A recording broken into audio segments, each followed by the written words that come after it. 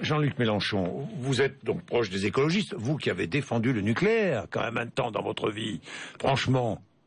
Alors, je ne sais pas pourquoi vous faites cette remarque. Vous n'avez jamais défendu le nucléaire? Oui, bien sûr, mais vous savez, j'ai également cru au Père Noël. Attendez, Monsieur Bourdin, je voudrais vous dire quelque chose. Jusqu'à l'âge de 5 ans, j'ai cru au Père Noël. D'accord, mais enfin, ça n'a rien à voir. Sur le ça n'a rien à voir, c'est presque aussi bête. Vous êtes en train de... Mais parce que C'est vrai ou pas? C'est vrai ou pas? Mais monsieur... Oui, bien sûr, c'est vrai. Oui, Monsieur Bourdin, c'est vrai. Alors, non. Fermeture de Fessenheim ou pas? Attendez, mais Monsieur Bourdin, une seconde, quoi. Bon, alors allez-y. C'est une interview, une convocation au commissariat, là. Bon, alors écoutez-moi. Oui. J'ai, comme beaucoup de gens dans ce pays, cru que c'était la solution, le nucléaire. Et j'admire et je salue ceux qui ont réussi à mettre en moins de 10 ans en place cette filière, parce que nous pensions tous que c'était le bien.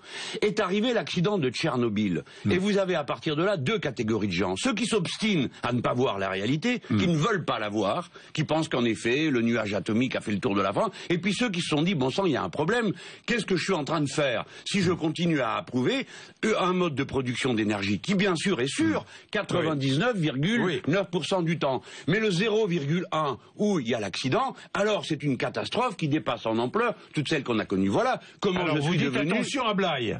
Alors oui, notamment la centrale de Blaye. C'est l'alerte que vous vouliez oui, je voudrais faire remarquer à tout le monde. Je voudrais dire, regardez bien, attention à ce qui se passe avec la centrale de Blaye. Je ne veux pas affoler. Nous avons eu Fukushima, c'est une centrale nucléaire dont on va célébrer fort tristement le 3e anniversaire de l'explosion. Bien, pas de l'explosion, qu'est-ce que je viens de dire? Je croise les doigts. De terre, voilà, du tsunami.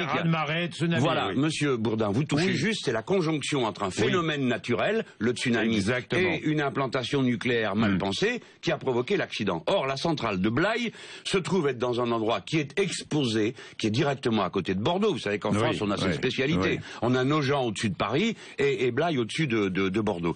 Eh bien, lorsque se conjugue un mauvais placement, parce qu'elle est quand même près du littoral. Mais à l'époque, les gens qui l'ont installée ne savaient pas que le littoral se ferait grignoter par les tempêtes du fait des autres constructions.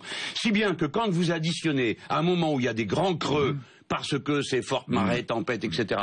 Et on a connu des creux jusqu'à 7 mètres là-bas, et que vous additionnez un vent très violent, on a connu jusqu'à 140 km/h, lorsque les deux se conjuguent, le danger est extrême, que l'eau passe par-dessus la digue, et que la centrale soit immédiatement...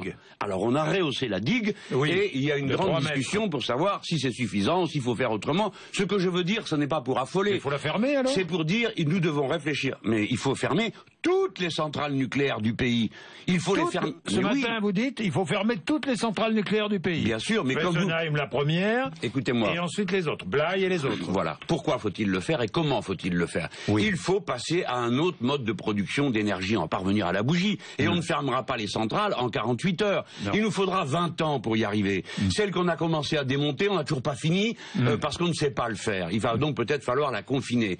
Donc, nous devons aborder positivement cette question, pas avec la peur pour les uns de retourner à la bougie et les autres que tout va sauter tous les 5 minutes. Mais nous devons changer de mode de production. Parce que de l'énergie. Pourquoi, Monsieur Bourdin? Parce que ne rien faire, comme est en train de le faire François Hollande, c'est décider.